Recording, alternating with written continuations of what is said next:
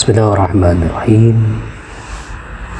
Allahumma shalli ala sayyidina Muhammad wa ala ali sayyidina Muhammad. Saya membaca buku Khilafah atau Kerajaan, mengungkap sebuah fragmen sejarah Islam. Buku terjemahan dari karya Said Kamal Haidari, seorang ulama yang ahli dalam kajian Islam klasik dan menjadi rujukan dalam fikih dan termasuk juga kajian-kajian hadis. Buku ini diterbitkan Nur Al-Huda tahun 2015 dengan tebal 362 halaman. Saya membaca buku Khilafah atau Kerajaan ini sekira 3 hari.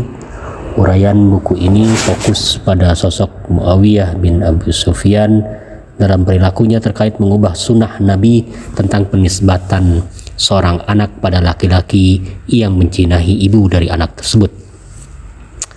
Kemudian ada riwayat bahwa Muawiyah masih tetap meminum khamr dan tidak pernah kenyang makan.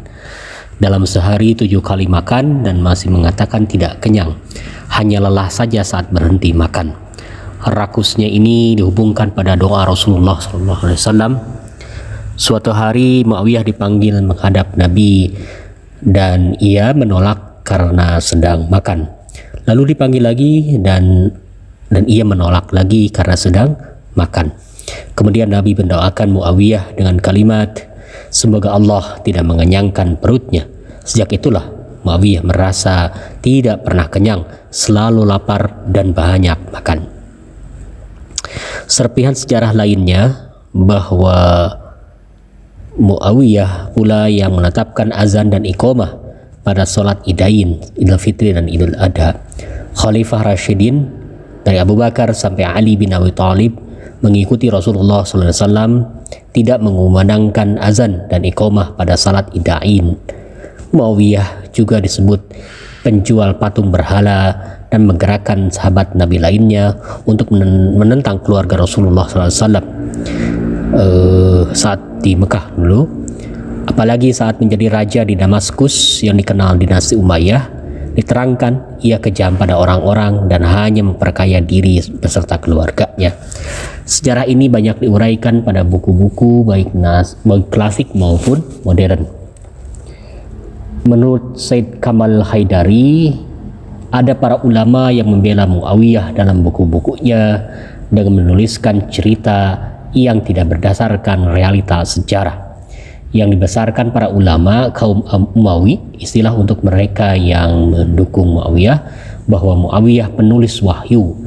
Ini disorot oleh Said Kamal Haidari dengan rentang waktu masuk Islam dan kebersamaan dengan Nabi, termasuk juga penolakan saat dipanggil Nabi, sehingga loyalitas dari Muawiyah kepada Nabi dan ketaatan pada ajaran Islam diragukan, bahkan disinyalir masuk Islam pun karena terpaksa dan punya kepentingan politik diantaranya. Kajian historis seperti ini memang punya peluang distorsi, bergantung pada penulis sejarah dan sumber yang digunakan. Ini mengingatkan saya pada disertasi Al-Muawiyat yang ditulis oleh Dr. Muhammad Babul Ulum di UIN Jakarta. Dari penggalian sumber klasik, Babul mengungkap perubahan Islam di zaman Rasulullah SAW ke zaman Khulafaur Rasyidin sampai berkuasanya Bani Umayyah. Semuanya disoroti dengan kajian kritis dengan membongkar riwayat yang juga jarang diungkap para ustadz maupun ulama mainstream. Terkait dengan karya Said Kamal Haidari, kajiannya berbasis riwayat sehingga dari lembar ke lembar penuh dengan cuplikan riwayat dari kitab-kitab, kemudian dibahas dan dikritik bagian yang mengandung kepalsuan, mirip tulisan ulama masa awal Tobari, Ibnu Ishaq, Ibnu Katsir dan lainnya, penuh dengan kutipan riwayat. Padahal kini zaman modern yang gaya penulisan pun harusnya lebih naratif dan mengalir. Ini kesan saya yang tidak biasa membaca buku-buku naratif.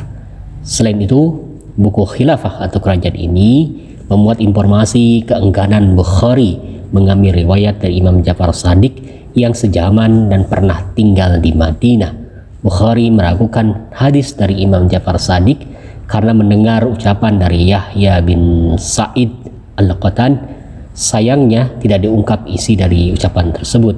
Bisa diduga ini terkait dengan sektarianisme dan periode masanya peralihan dari Bani Umayyah ke Abbasiyah. Situasi politik menjadikan ulama harus hati-hati dalam mengambil hadis maupun interaksi Pada buku ini dikupas pula definisi Syiah oleh ahli hadis kaum Sunni, pandangan Ibnu Taimiyah pada Muawiyah, hadis keutamaan Muawiyah dan beredarnya keutamaan pada 3 khalifah setelah Rasulullah SAW. Ini terkait dengan sikap Muawiyah bin Abu Sufyan yang berkeinginan mengikis pengaruh Abu Turab dan keluarganya.